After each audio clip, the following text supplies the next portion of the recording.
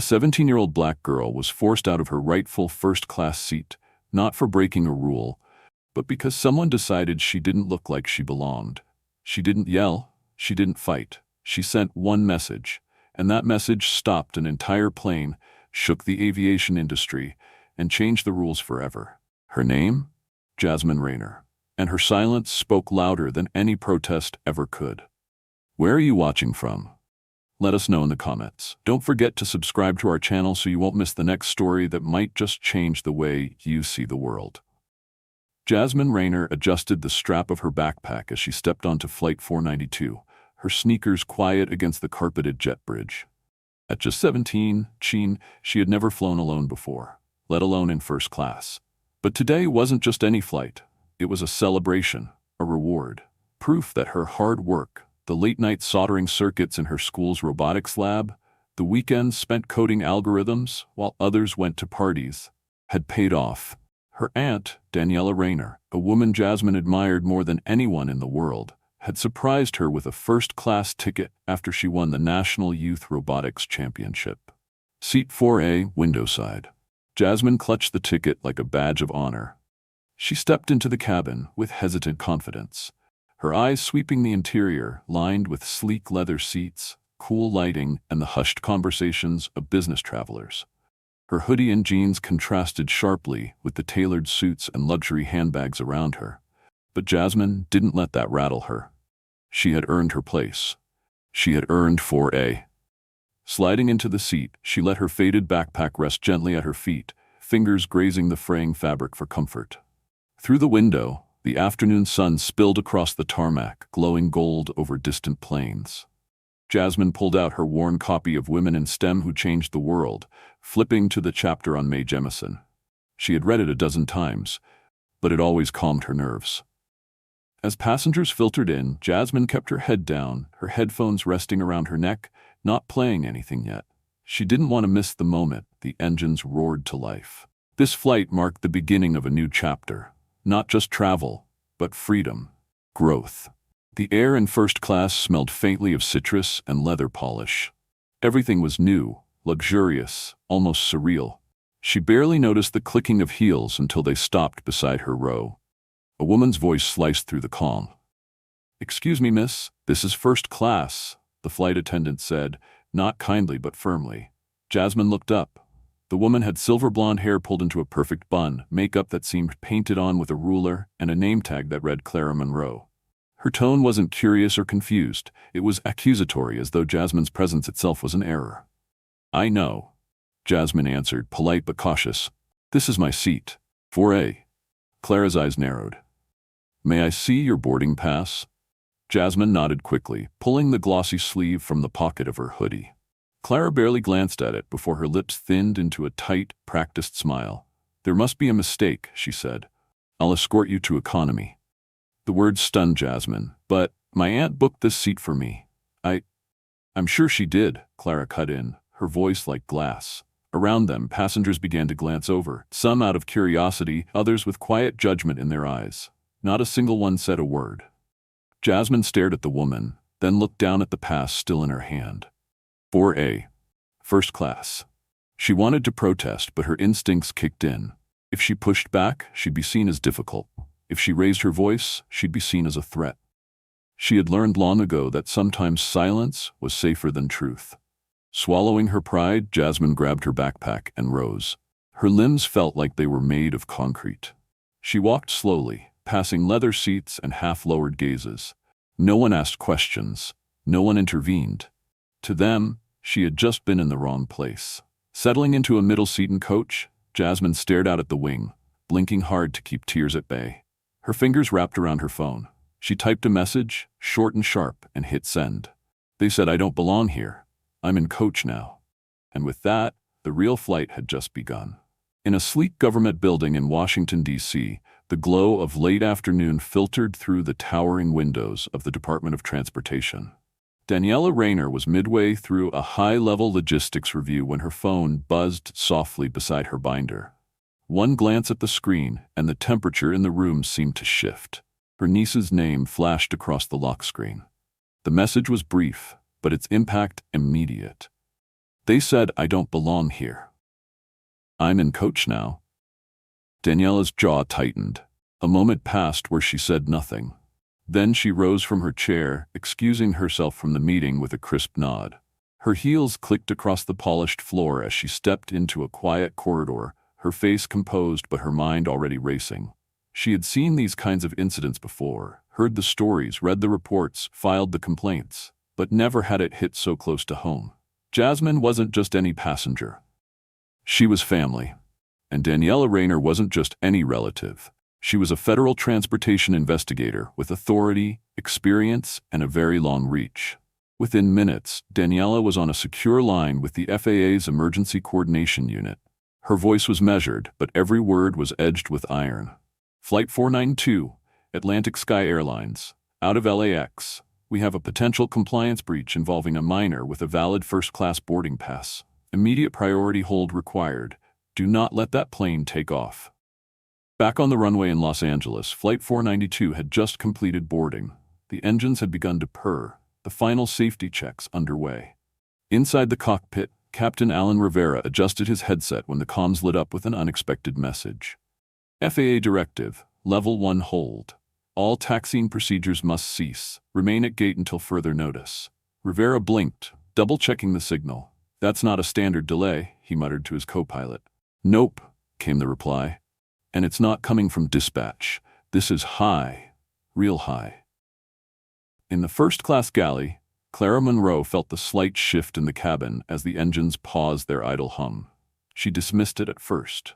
Technical glitch, last-minute paperwork, maybe even weather. But when another crew member hurried over, whispering nervously, "The captain says FAA flagged a passenger issue," Clara's posture straightened like a drawn string. "What issue?" she asked, her voice tight. "They didn't say. But they're halting takeoff." Across the aisle, Marcus Hill had been quietly observing the cabin activity as part of his aviation internship. At 20, fresh from an aviation program in San Diego, Marcus was excited to learn. But what he'd witnessed earlier, Jasmine being moved from her seat despite showing a valid ticket, had left a sour taste. He hadn't said anything. He was still new, still finding his footing. But now, hearing that the FAA had intervened, he realized something far more serious was unfolding. He glanced back toward Coach, spotting the top of Jasmine's curly hair bent slightly as she stared out the window. She hadn't moved since the shift, didn't even flinch when the plane stopped moving. Marcus made a mental note. She hadn't caused a scene, hadn't argued, just obeyed. And yet somehow, it was her the FAA was pausing an entire flight for. Meanwhile, Clara walked briskly toward the cockpit, confusion masking the faint crack of worry in her composure. This had never happened before. She prided herself on her instincts, her ability to keep order in the air. But now, the system was responding not with quiet memos or soft reprimands, but with immediate authority. Someone powerful was behind this, and whoever they weren't waiting for explanations. Back in seat 27B, Jasmine sat still, unaware of the ripple effect her message had triggered. She wasn't trying to make headlines. She wasn't trying to fight. She had simply wanted to sit in the seat she had earned. But in a world that often asked her to shrink herself, one message from a trembling hand had been enough to shake the sky. Clara Monroe stood near the front of the cabin, arms crossed tightly, eyes fixed on the cockpit door. The low hum of the grounded engines barely masked the sudden change in atmosphere. Something was wrong, though no one had said it out loud. Passengers shifted in their seats, a nervous buzz creeping into the luxury calm of first class. She dealt with delays before, weather, luggage issues, even unruly passengers, but never a federal-level hold, and never one that came with no technical explanation. A soft chime pinged above the cockpit. The door unlatched with a smooth click, and Captain Alan Rivera emerged with a stiff expression. He didn't speak to Clara immediately, just motioned with his head. "You're needed," he said, voice neutral but clipped. Clara followed him without question, trying to keep her posture composed despite the cold forming in her stomach. Inside the cockpit, the co-pilot handed her a headset without a word. Clara hesitated for a split second, then took it and slid it over her ears. Static crackled, followed by a voice, low, calm, but unmistakably authoritative. "Clara Monroe, this is Special Agent Miller from the Department of Transportation, calling on behalf of the FAA. We're investigating a complaint filed in real time involving a minor passenger. Jasmine Rayner, seat 4A, removed without cause. Clara's fingers stiffened on the armrest. There must be some mistake, she began, the words automatic, but Agent Miller didn't wait for her to finish. Did you verify her boarding pass against the passenger manifest before moving her? Clara swallowed. Her throat felt suddenly dry. She showed me a ticket, but I just glanced. It didn't look right, and… So you didn't confirm it? The agent pressed, his tone cutting. No, I didn't formally confirm, but I've been in this role 15 years. I've developed a strong sense of protocol. Protocol is not a replacement for verification, Miller interrupted. Your decision has triggered an official investigation. That child is the niece of a federal officer. Your cabin has been flagged, and we're dispatching field agents to meet the plane. Until then, you are to escort Ms. Rayner back to her assigned seat and issue a public correction. Clara blinked, stunned. Public? Your actions were public, the voice replied coolly. So is the accountability. The line cut without further word. Clara slowly removed the headset, her hands trembling slightly despite her effort to appear composed. Her face remained blank, but inside, something was unraveling. It wasn't just the threat of punishment. It was the realization that the instinct she had trusted, her sense of who did or didn't belong in first class, had led her here. Outside the cockpit, the murmurs had grown. Marcus Hill sat further down the aisle, still quiet but watching. He had heard snippets of conversation, seen the unease in Clara's face, and sensed that this was no ordinary delay. A memory flashed. Jasmine holding out her ticket, calm, dignified, certain. He'd seen the boarding pass clearly then. Seat 4A. First class. He rose, made his way discreetly toward the galley, and caught Clara just as she stepped out. I saw her ticket, he said, voice low. It was real. Clara looked at him sharply, but said nothing. She turned toward Coach. Back in 27B, Jasmine still hadn't moved. She stared at the tray table in front of her, hands folded neatly in her lap. When Clara finally arrived, her voice was low, no longer sharp. There's been a misunderstanding. Please return to seat 4A. Jasmine looked up slowly. Her face didn't show anger, just a quiet steadiness that made Clara's stomach twist. She rose without a word. As she stepped back through the aisle, past the rows that had watched her humiliation in silence, her presence alone was louder than any protest. Clara followed behind, but it was clear, for the first time in her career, she was not the one leading. The aisle stretched before Jasmine like a narrow bridge between two worlds, one she had been cast out of, and one she had quietly claimed as hers. She walked forward, steady but silent, the sound of her sneakers brushing softly against the carpet. Her faded backpack hung from one shoulder, a worn but familiar weight. Around her the cabin was unnervingly quiet. First-class passengers glanced up, then quickly away. Some fixed their eyes on the ceiling or the glossy pages of their untouched magazines. But every one of them knew. Seat 4A sat untouched, just as she'd left it. The headrest still leaned back slightly. The seatbelt buckle rested exactly where she had placed it earlier. Jasmine paused beside it, her eyes lingering on the number stitched into the leather. She didn't rush. She turned back just enough to face Clara Monroe, who stood a few steps behind her, hands clasped tightly in front of her. Why me? Jasmine asked quietly. Her voice was calm, not confrontational, not bitter, just painfully honest. Why didn't you check his ticket? She tilted her chin toward the businessman in 4B, an older white man in a gray suit who shifted uncomfortably but didn't look up. He was already seated when I got here. Clara opened her mouth, then closed it again. The words she had always relied on, protocol, professionalism, experience, refused to come. The silence hung between them, thick and charged. The passengers nearby leaned in slightly, some pretending not to listen, others not bothering to hide it. Jasmine waited, but Clara said nothing. After a few seconds, Jasmine turned back, placed her backpack gently under the seat, and sat down. She straightened her spine, her gaze fixed ahead, hands resting in her lap. No celebration, no victory, just stillness. One row behind, a woman in pearls let out a small breath, as if she'd been holding it too long. Across the aisle, a young man quietly murmured, "Good," to no one in particular.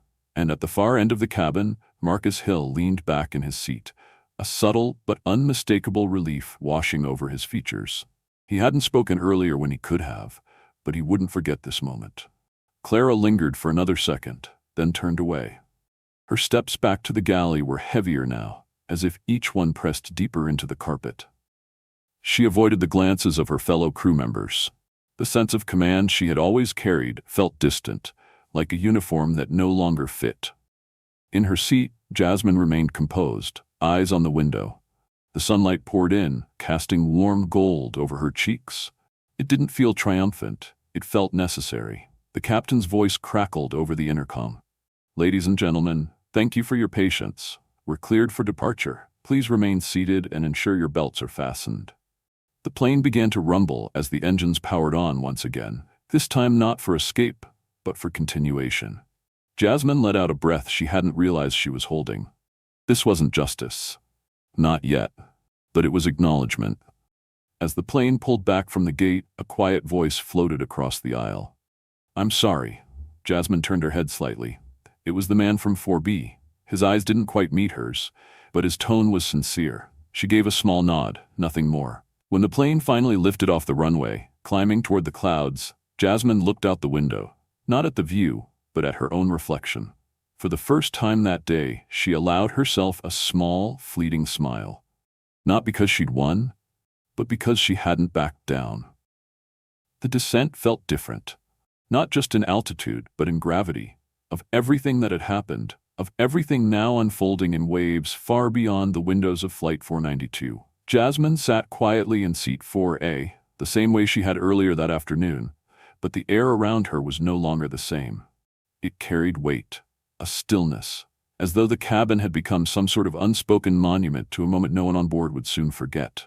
No one applauded, no one turned to her with grand gestures or apologies, but the glances were different now.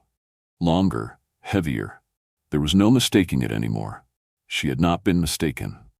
And the silence they had once used to erase her now quietly honored her presence. When the wheels finally touched down with a soft shudder, passengers stirred with hesitation, not urgency. People usually rushed at the sound of landing, grabbing bags, unclipping belts, calling loved ones. But now they moved slowly, glancing over their shoulders, as though unsure of their part in what had just taken place. The overhead lights blinked on, but no one stood. For a long moment, row after row remained seated, casting stolen looks at the girl who had grounded an entire flight without raising her voice. Jasmine sat still, hands resting on her knees, her backpack already zipped and waiting beneath her feet. She didn't fidget, didn't reach for her phone. Her breathing was steady, her posture calm, and though she was only 17, she carried herself with the stillness of someone who had seen a truth too big to unsee. A few rows back, a passenger cleared his throat, then spoke, not loudly but just enough to break the thick silence. "We were all quiet when we shouldn't have been." The words hung in the air, reverberating like a bell rung softly in a church. He wasn't looking at anyone in particular, but everyone felt it. And for the first time since the incident began, the cabin responded, not with noise, but with reflection. Heads bowed slightly, eyes lowered. The kind of acknowledgement that didn't require answers, only awareness. Jasmine didn't turn to look. She didn't need to. She had heard enough silence in her life to know when it had shifted into something else, into recognition. The cabin door opened with a hiss. At the front of the jet bridge, a woman stood waiting. Not a uniformed attendant, not an airport staff member. She wore a navy blue coat and her hair was swept into a smooth twist, her posture straight as a drawn line. Naomi Rayner, Daniela's older sister and Jasmine's aunt, met her goddaughter's gaze with eyes that held both pride and calm. Jasmine stood when her name was called, her steps light but grounded. She didn't look back at the passengers or the empty seat she left behind. She simply walked forward. And when she reached the door, Naomi opened her arms, not for fanfare, but for something far more real. Jasmine stepped into the embrace without hesitation. "You okay, sweetheart?" Naomi asked softly, her hand gently resting on Jasmine's shoulder. Jasmine nodded. "I don't need them to say I was right," she replied, her voice quiet but unwavering. "I just need them to remember." Naomi didn't answer. She didn't have to. She turned, and together they walked down the long, sunlit hallway of the terminal. No cameras followed, no reporters called out, just the soft echo of two pairs of shoes moving steadily away from the gate. What they left behind wasn't just a flight. It was a shift. Within 24 hours, internal memos flooded the inboxes of Atlantic Sky executives. Bias training was ordered to be monthly, not yearly. Seat verification protocols were revised, reprinted, retaught, and buried inside a new FAA policy draft sat one simple line. The Rayner Clause, passenger protection standards revised in response to discriminatory removal of minor. Jasmine never saw herself as a movement. She didn't want headlines. She didn't want interviews. She just wanted to prove she had a right to exist where she belonged. And as she stepped into the warmth of the setting sun, she knew one thing with quiet certainty. Next time, she wouldn't need to say anything at all. They would already know. The lesson from Jasmine's story is one that echoes far beyond the walls of an airplane cabin. It reminds us that silence in the face of injustice isn't neutral. It's a choice. That dignity isn't measured by how loud we are, but by how firmly we stand when everything around us tries to diminish our worth. Jasmine didn't shout. She didn't retaliate. She simply held her ground, believed in the truth, and let that quiet strength ripple into change. Her story shows us the power of presence. Sometimes all it takes is refusing to move from a seat you rightfully belong to challenge an entire system built on assumption and bias. It shows how one young voice, calm but unshakable, can force institutions to reflect, reevaluate, and reform.